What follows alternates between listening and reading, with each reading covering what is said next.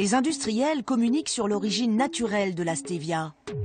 Ils sont beaucoup plus réticents pour nous expliquer comment cette plante est transformée en sucre blanc. En France, Joël Perret est le seul à nous avoir ouvert les portes de son usine.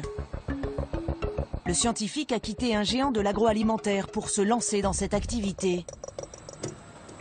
Il achète les feuilles de stevia en Inde et en Amérique du Sud. Il est très pointilleux sur la traçabilité de sa matière première. Bon, alors voilà comment les feuilles elles nous arrivent, hein, en ballots de feuilles séchées. Voilà de la feuille de stevia. On dirait un peu du thé. Voilà à quoi ça ressemble.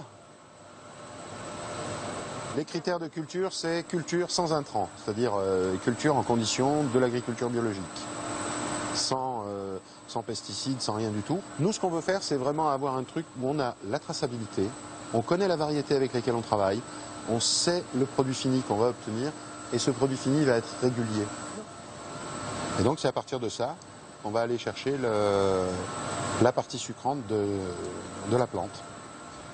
Extraire la molécule sucrante, c'est la première étape de la transformation de la plante. Joël Perret a mis au point cette technique dans son laboratoire. Je vais vous montrer, la première étape, ça va consister à broyer ces feuilles sous forme de poudre, de manière à pouvoir faire une infusion de feuilles. Cette infusion qui est un liquide vert, et là maintenant par un système d'ultrafiltration et de microfiltration, on va sélectionner les molécules qui nous intéressent simplement par leur taille. C'est la même chose que des tamis, mais au niveau moléculaire. Deuxième étape, les molécules sont raffinées. C'est à ce moment-là que la stevia passe du vert au blanc. Joël Perret mélange le jus de stevia à de l'éthanol, un produit utilisé dans la fabrication des boissons alcoolisées. Bon, ben, on va arrêter, on va ouvrir. Le mélange passe ensuite dans cette énorme centrifugeuse.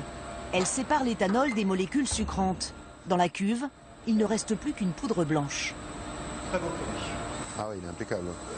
Comment vous voyez que c'est un bon produit? Parce qu'à cause de toutes les crevasses qu'on voit, ça veut dire qu'on a bien extrait toute l'eau du produit. Alors que là, on voit bien qu'il est bien séché. Joël Perret fabrique 50 tonnes de stevia raffinée par an. Il a des clients dans toute l'Europe. Et vu l'évolution du marché, il a déjà commandé une nouvelle unité de production pour doubler ses capacités.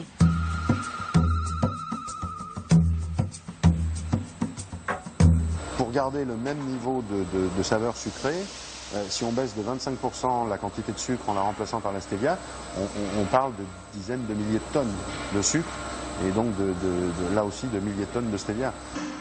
Les perspectives sont très encourageantes. Donc nous, avec nos 50 tonnes, on est tout petit. Bon, on va grandir en même temps que le marché, on essaye de suivre.